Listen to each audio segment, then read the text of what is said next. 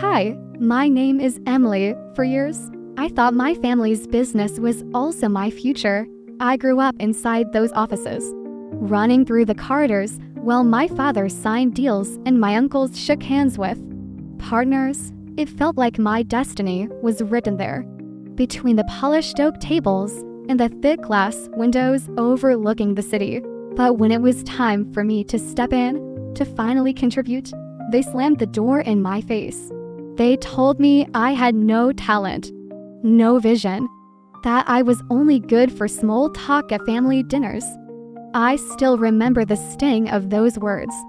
I asked to attend the board meetings, but they laughed. I asked to present one of my ideas, but they said I was wasting everyone's time. At every turn, they locked me out of the family business, treating me like a stranger instead of blood.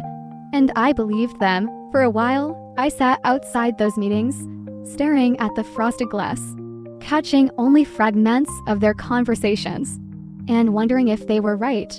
Maybe I didn't belong, maybe I wasn't enough. Have you ever felt that, like the people who should believe in you the most are the first ones to crush your dreams? But here's the thing.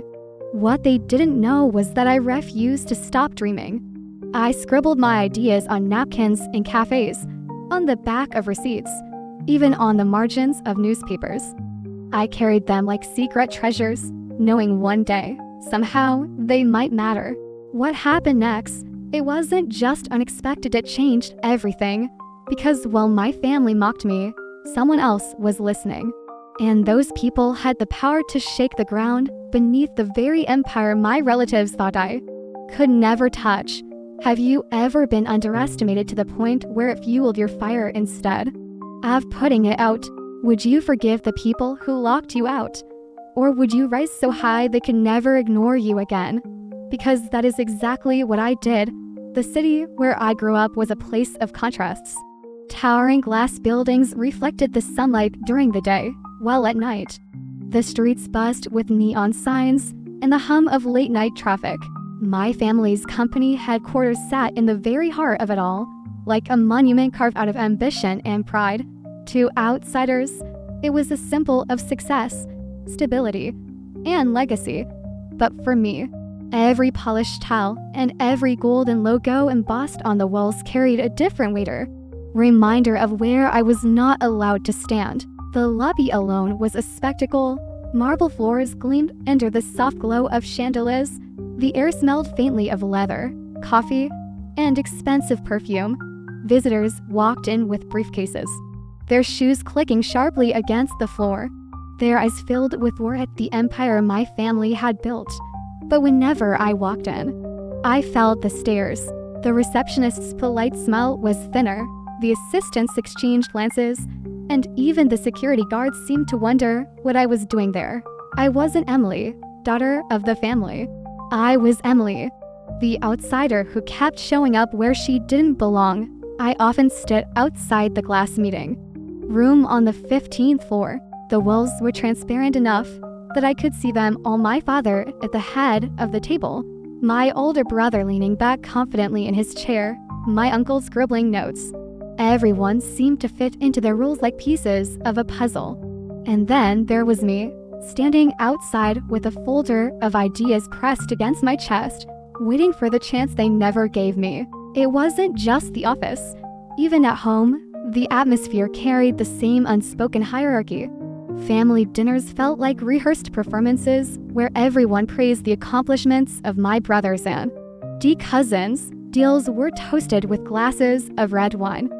Success stories rattled like bedtime fables. I sat there quietly, my plate untouched, my words ignored. When I tried to join the conversation, someone would interrupt with, "Emily, this is complicated. You wouldn't understand." But I did understand. I understood every word, every financial term, every business plan. I stayed up late studying market reports, reading about startups, analyzing trends. I didn't want to just belong to the company. I wanted to shape it, to breathe new life into its aging structure.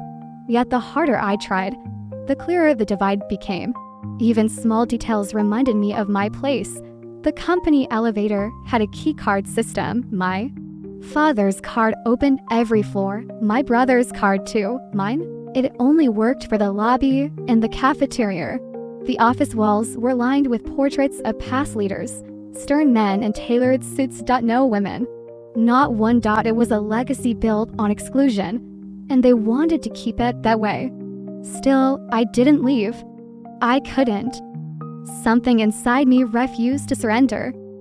So I watched. I listened. I absorbed everything from the shadows.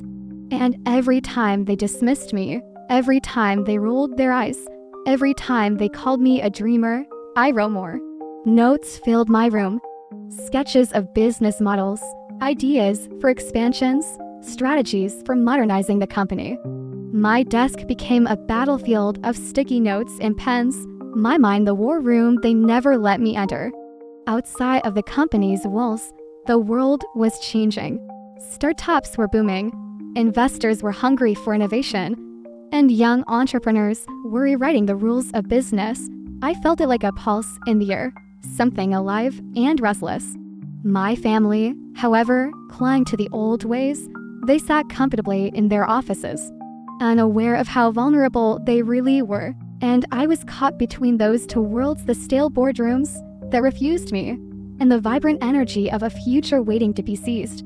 That was my setting, a place where I was invisible to those closest to me, yet where opportunity quietly whispered just beyond their reach. The first time they openly humiliated me in front of others, I was 22. I had just finished business school and was eager to contribute. I walked into the boardroom with a neat stack of papers, my proposal for expanding into online markets. My hands trembled slightly, but I studied my voice as I spoke. I laid out the numbers, the trends, the way consumer behavior was shifting. For a brief moment, I felt proud. Then my uncle leaned back in his chair, smirked, and said, "Emily, this isn't a university project. We're running a real company here." The room erupted in polite laughter. Even my father chuckled, though his eyes flickered with something closer to irritation. My brother whispered loudly enough for me to hear, "She should stick to shopping, not strategy." I froze, my cheeks burning. The papers I had worked on for weeks suddenly felt heavy in my hands. I looked around, waiting for someone to defend me. No one did. Instead, they moved on to the next item on the agenda as if I hadn't spoken at all. I gathered my notes silently and left the room, the sound of their laughter following me into the hallway. It didn't stop there. At family gatherings, they turned my exclusion into casual jokes. "Don't let Emily near the spreadsheets, she might decorate them with flowers. Emily, maybe you can handle the office coffee orders." Every jab was cloaked in laughter, but it cut deeper than any direct insult. I smiled through it, pretending it didn't matter. But inside, I felt the sting of betrayal. I remember one Sunday dinner vividly. We were sitting at the long mahogany table, plates filled with roast lamb and potatoes. The conversation turned, as it always did, to the company.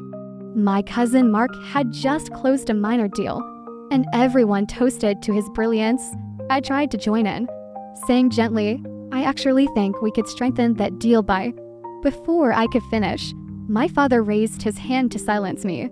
"Emily," he said firmly, "business talk is for those who are actually involved.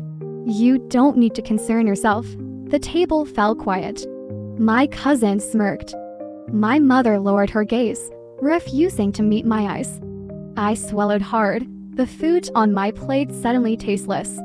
That night, I went to bed replaying his words over and over, "those who are actually involved." In other words, not me. It became routine. Board meetings I wasn't invited to. Projects I wasn't trusted with. Decisions made without me. Once, I discovered through an assistant that my name had been deliberately removed from the employee roster. When I confronted my father, he waved it off. "You're young. You're not ready. It's for your own good." But I knew the truth. They didn't believe in me. They didn't want me. They saw me as a liability, not an asset. And the worst part, they didn't just exclude me, they silenced me. Whenever I tried to raise my voice, it was pushed back down. Whenever I dared to dream aloud, they dismissed it. The world outside saw a united, powerful family running a successful business. But inside those walls, I was invisible. I cannot describe the helplessness of sitting outside a meeting room, listening to muffled voices and bursts of laughter through the glass, knowing your own blood has locked you out. The shame wasn't just personal, it was public. Everyone in the company knew I was the daughter who didn't matter, the one who sat at the edges like a shadow. And yet, even as the humiliation piled up, something inside me refused to die. I bit back tears, clenched my fists, and whispered to myself, one day they'll regret this. When I look back now, I realize the rejection didn't begin in that boardroom or even at the family dinner table. It had always been there, woven quietly into the fabric of my childhood. I grew up surrounded by power suits and polished shoes, but I was always treated as the little girl who tagged along. When I was 12, my father invited my brother Daniel to shadow him at the office. I remember watching Daniel put on a tie that was too big for his small frame, while my mother smiled proudly. I asked if I could go too, but my father shook his head. The office is no place for a girl. Stay home with your mother. That was the first time I felt the sting of exclusion, not for what I lacked, but simply because of who I was. As teenagers, Daniel and I both entered business competitions at school. I worked late nights on my project, designing a sustainable business model for a local cafe. Daniel barely lifted a finger, relying on friends to do most of his work. At the awards ceremony, I placed first. Daniel didn't even make the top 5. But when the family gathered afterward, my uncles clapped him on the back and praised his potential. My victory was brushed aside as cute. Good for you, Emily, my aunt had said, smiling in a way that felt more patronizing than proud. But these things don't matter in the real world. That pattern followed me into adulthood. When Daniel failed, they found excuses. When I succeeded, they found reasons to diminish it. I interned at a top firm in New York during college, working on projects that impressed even my professors. I returned home glowing with confidence, eager to share my experiences. But at dinner, my father only asked Daniel how his summer went. When I chimed in about my internship, my father nodded absently, then turned the conversation back to Daniel's vague plans. Even at family celebrations, I was invisible. At my cousin Mark's wedding, the photographer asked the entire family to gather for a portrait. I stood at the edge, smiling shyly. Just before the shutter clicked, my uncle motioned me to step aside. "We need just the key members," he whispered. My heart dropped. I stepped away, watching as the flash captured a perfect image of a complete family that apparently didn't include me. There were smaller injustices too, little cruelties that seemed insignificant on the surface, but piled up over time. My name was left off invitations to corporate galas. My birthday was forgotten while my brothers were celebrated with lavish parties. When my grandfather passed away, his will included mentions of nearly everyone except me. The others inherited shares, properties, even personal heirlooms. I received nothing but a polite nod at the reading of the document. The cruelest moment, however, came when my mother silently chose their side. She was always gentle, always smiling. But when I asked her why I was constantly left out, she only said, "You have to understand, Emily. The business is complicated. It's easier this way." Easier for whom? Not for me. Her words stung more than the laughter of my uncles, because they confirmed what I had feared all along. I was alone in this fight. I spent years carrying those wounds, telling myself that maybe if I worked harder, maybe if I proved myself beyond doubt, they would finally see me. But no matter what I achieved, it was never enough. I wasn't just excluded, I was erased. And yet, every slight, every insult, every door slammed in my face planted a seed inside me. Seeds of anger, of determination, of quiet rebellion. I started keeping a journal not of my feelings, but of my ideas. Every time they told me no, I wrote yes in those pages. Every time they said impossible, I scribbled down how it could be done. My notebooks became archives of innovation, waiting for a chance to breathe.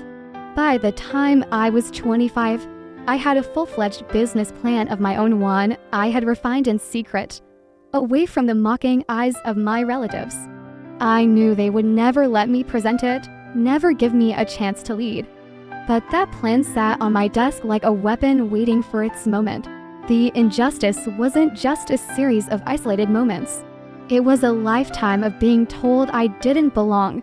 And what they didn't realize was that every insult was sharpening me. Every humiliation was pushing me closer to the edge where I would no longer beg for a seat at their table. I would build my own. And when the moment finally came, when someone outside the family looked at me and said, "Tell me your idea," everything began to shift. It happened on a rainy Thursday afternoon, the kind of day where the city seemed to sigh under the weight of gray clouds. I had escaped the suffocating silence of the family office and was sitting in a small cafe tucked between two skyscrapers. My notebook lay open in front of me, pages filled with diagrams, notes, and bold arrows connecting my ideas. I was so absorbed in my work that I didn't even notice the man at the next table watching me. His name was Mr. Harrison, a venture capitalist known for backing startups that no one else believed in. He leaned over, pointing to one of my sketches. "That model you're integrating sustainable logistics with digital platforms. Who came up with that?" I looked up, startled. "I did," I said softly. He raised an eyebrow, intrigued. "Most young professionals I meet are pitching recycled ideas. This is different. Can you explain it to me?" For a second, fear threatened to choke me. What if he laughed the way my family always did? What if he dismissed me before I even finished my sentence? But something inside me, maybe exhaustion, maybe defiance, pushed me forward. I started talking. I explained my vision, a hybrid business model that could modernize traditional companies while also appealing to new markets. I spoke with the passion I had kept bottled up for years, my voice trembling at first, but growing steadier with every word. When I finished, Mr. Harrison didn't laugh. He smiled. "Emily, have you ever thought of running this on your own?" My heart skipped. "On my own? No one's ever taken me seriously." "Well, I do," he said, sliding his card across the table. "Call me, I want to hear more." That night, I sat in my room staring at the card. His words echoed in my mind, "I do."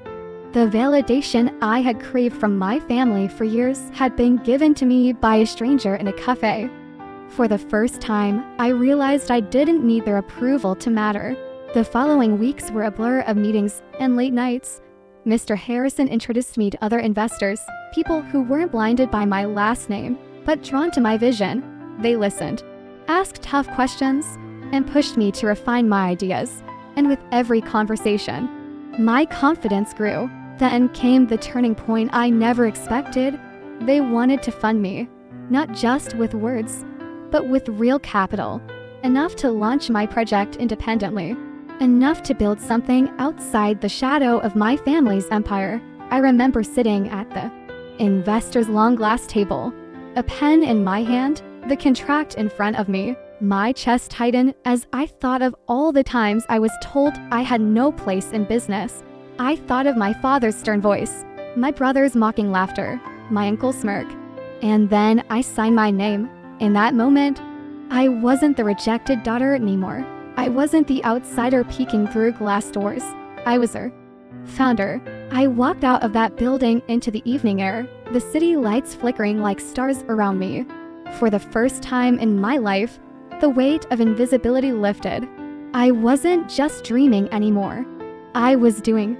What I didn't know then was that this single decision, the choice to say yes when my family said no, would ignite a storm that would shake everything they thought was untouchable. The breaking point came at the annual shareholders gala, a glittering event my family treated as both a business showcase and a stage for their own pride. The ballroom was dressed in opulence. Crystal chandeliers scattered light across polished marble. Violins hummed in the corner, and trays of champagne floated through the crowd. Everyone important was their investors, partners, journalists, and families tied to the company for generations. I had received no official invitation. Of course, they never included me in these events, but this time was different. This time, I wasn't just the forgotten daughter. I had something that none of them knew about, something bigger than their approval, something stronger than their dismissal. Mr. Harrison and a group of investors had insisted I come. "It's time they see you," he told me, pressing the embossed ticket into my hand. When I entered, heads turned, not because I was family, but because I wasn't supposed to be there. My uncle spotted me first, his smile freezing in place before turning into a sneer. My father's jaw tightened, and my brother muttered something under his breath that made my cousins chuckle. I could feel their contempt radiating across the room. I kept my chin high. The silk of my dress brushed softly against my skin, a reminder that I belonged here as much as anyone. For the first time, I wasn't walking in as the excluded daughter begging for a seat. I was walking in as someone who had built her own. The speeches began. My father stepped up to the podium, his voice booming with authority. He spoke of legacy, tradition, and the strength of our united family. Each word felt like a blade twisted in me. United? The truth was, I had been erased from that unity long ago. Then, in a moment that seemed orchestrated just to humiliate me, my brother Daniel took the microphone. He glanced at me deliberately before smirking. "Of course," he said, "our family's success has always been built on talent, discipline, and vision. Qualities not everyone has." Laughter rippled through the audience. My uncles clapped him on the back as if he had said something clever. I felt every eye turned toward me. Heat surged up my neck, my hands trembling as I clutched the stem of my glass. They wanted me to shrink, to bow my head, to walk out as I always had before. But this time, I stayed. And then it happened. A voice cut through the laughter. "Actually," Mr. Harrison said, rising from his seat near the front, "those very qualities you speak of are the reason we've chosen to back Emily." The room fell. Silent, eyes swung to me, confusion etched into every face. My father frowned deeply. My brother's smirk faltered. Mr. Harrison continued, his voice steady. "Emily's vision is innovative. It's bold. And it's exactly what this industry needs right now. Our group of investors has already committed significant capital to her venture," gasps echoed. Across the hall, a journalist scribbled furiously into her notebook. Whispers surged through the crowd like a current. "Emily, investors, her own project." I stood, my heart hammering. But my voice came out clear. For years, I was told I had no place in business, that I wasn't capable, that I wasn't family enough to contribute. Tonight, I stand here with proof that those words were lies. Not only do I belong, but I've built something strong enough that others believe in it too. My brother shot to his feet. "This is nonsense. She's chasing fantasies. No one would risk money on her childish ideas." One of the investors rose. "Childish?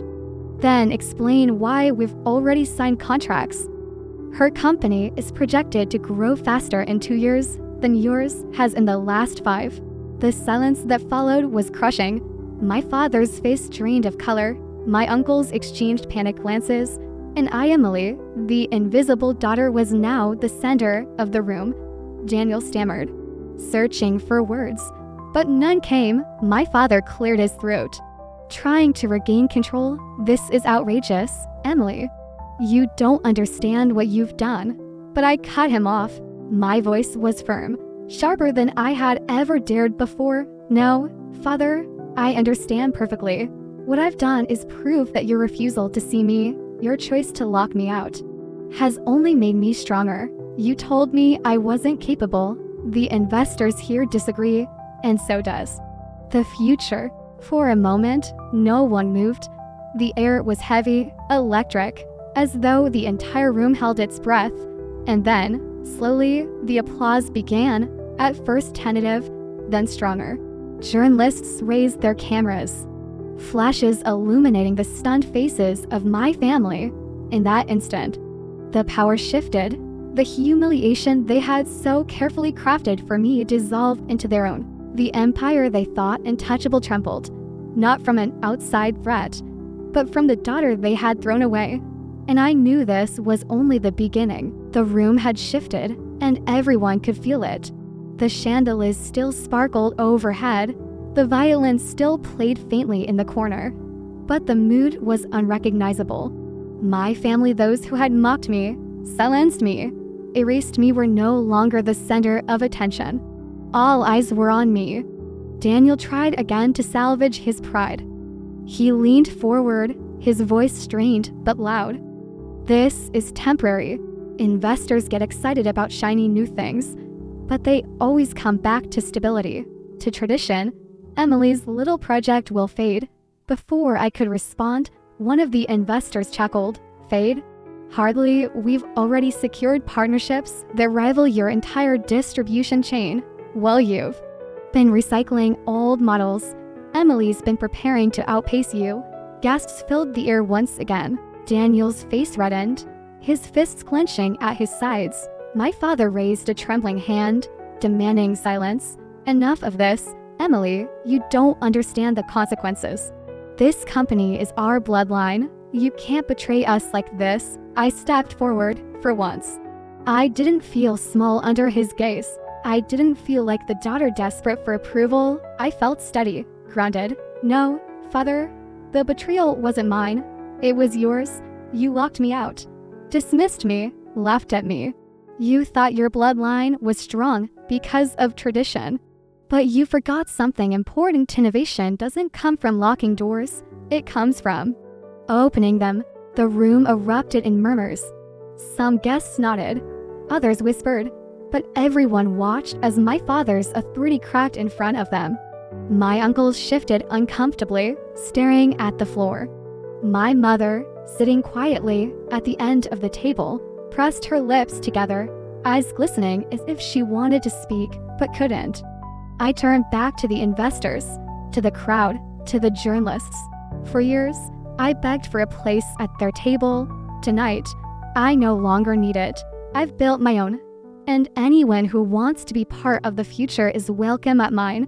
There was a pause, heavy and electric, before applause thundered through the hall. This time it wasn't hesitant, it was loud, decisive, undeniable. Cameras flashed, pens scratched against paper, and my name, the one they tried to erase, was suddenly on everyone's lips. Daniel sank into his chair, his jaw tight with humiliation. My father's hands trembled on the podium, his eyes filled with a mixture of rage and disbelief. For the first time in my life, they were silent. They had no insults, no laughter, no excuses. I let the silence stretch, then spoke one last time, my voice cutting clean through the chaos. You tried to bury me, but you forgot that I was the seed. And now I've grown into something you can never uproot. The room fell still, the words hanging like thunder after a storm. My father lowered his gaze. My brother turned away. My uncles whispered to each other, pale and shaken. Their empire, their pride, their control, it all cracked in that moment.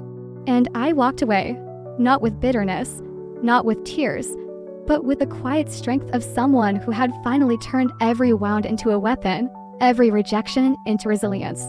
They had locked me out. Now, they were the ones left standing in the cold. The gala ended in a haze of whispers and camera flashes. I walked out of that golden ballroom with my head high, the sound of applause still echoing faintly behind me. Outside, the night air was cool and sharp, carrying the smell of rain-soaked streets. For the first time in my life, I felt lighter and tethered from the weight of their rejection. News traveled fast. by morning. Articles splashed across financial sites with headlines like "The Forgotten Daughter Who Stole the Spotlight" and "Emily S. Vision Secures Millions While Family Busy." Nestals. Investors who had once ignored me were suddenly calling, eager to be part of what I was building. My name, once erased from meeting rosters and family portraits, was now front and center in the business world. At home, silence replaced the arrogance that had once filled the air. My phone buzzed with hesitant messages. From my mother, "Emily, I'm proud of you. I should have said it sooner." From a cousin who had laughed at me, "Hey, maybe we can meet for coffee? I'd love to hear about your plans." And from my father, just 2 words, "Come back." But I didn't go back, because the truth was, I had never really belonged there. Their empire was built on walls, on exclusion, on keeping power within a tight circle. Mine would be built differently. Open doors, fresh ideas, a place where no one would ever be told they didn't belong just because of who they were. The family business stumbled in the months that followed. Their old models, once protected by tradition, couldn't keep pace with the wave of innovation sweeping through the industry. Meanwhile, my company grew. We signed deals they had chased for years. We launched projects that set new standards, and with each success, the gap between us widened until they were no longer my competition. They were just part of my past. Sometimes I would pass the old headquarters downtown, its windows gleaming under the sun. I'd feel a pang not of longing, but of recognition. That was where I learned what it felt like to be invisible. But it was also where I discovered the fire to make myself seen. People often ask me if I've forgiven them. The truth is complicated. Forgiveness isn't about forgetting, and I'll never forget the way they laughed at me, the way they shut me out. But I don't carry that weight anymore. I don't need their apologies or their approval. My revenge isn't loud or cruel, it's simple. I thrived without them. And in the quiet of my office, surrounded by the hum of computers and the chatter of a team that believes in me, I often repeat the words that carried me through the darkest times. They buried me once. This time, I dug myself out with the truth. The echoes of that night will never fade. The night the forgotten daughter stood tall. The night the empire cracked. The night I claimed my own destiny. Silence was louder than any applause. And in that silence, I finally heard my own voice.